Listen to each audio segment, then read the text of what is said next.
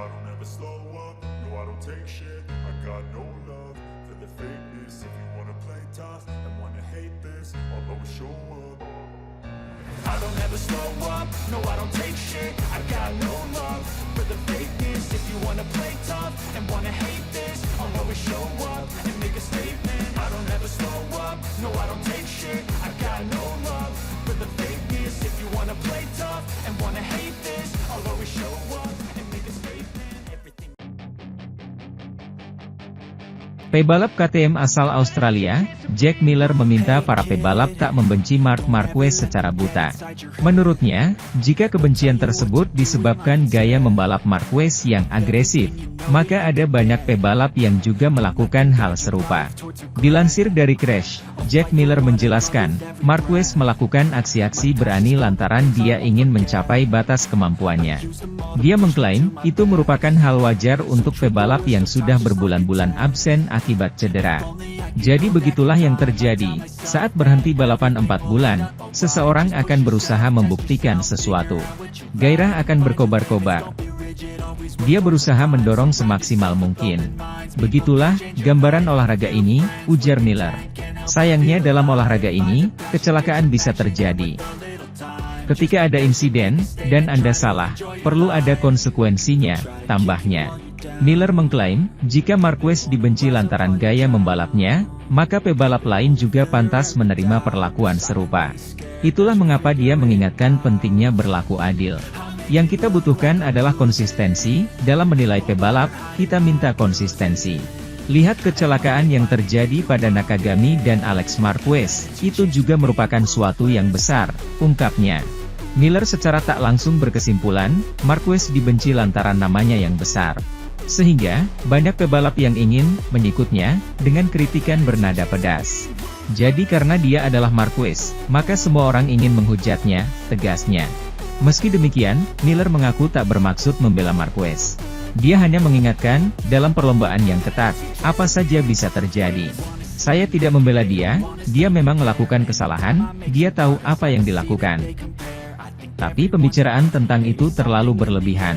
Semua orang ingin mengatakan, dia menyakiti saya. Ini kan balapan, meski saya tahu ada batasnya, kata dia. Di sisi lain, MotoGP Argentina 2023 sudah lakukan 2 kali sesi latihan bebas. Rider Aprilia mendominasi jadi yang tercepat. Perlu diketahui, ada 4 rider yang absen di MotoGP Argentina 2023 nanti karena cedera. Mereka adalah Marc Marquez, Miguel Oliveira, Pol Espargaro, dan Enea Bastianini. Nanti masih ada FP3 alias sesi latihan akhir.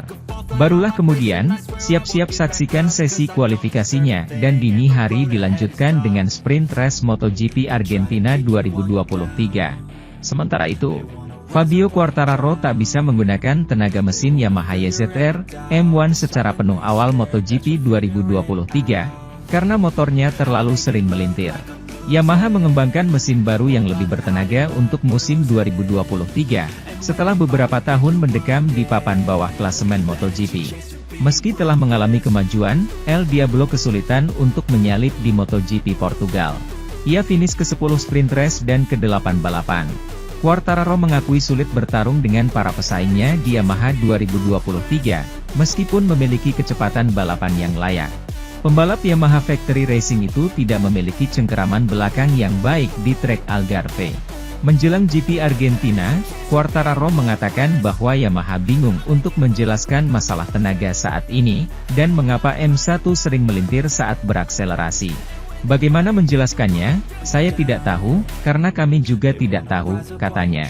Tapi yang pasti, dengan sedikit perubahan yang kami lakukan pada motor tahun ini, kami mengalami banyak peningkatan, terutama pada catatan waktu. Namun, kami harus menggunakan lebih banyak tenaga pada fase akselerasi. Kami bisa menggunakan lebih banyak tenaga, tapi kami tidak bisa melakukan WLY. Itu adalah sesuatu yang sedang kami kerjakan.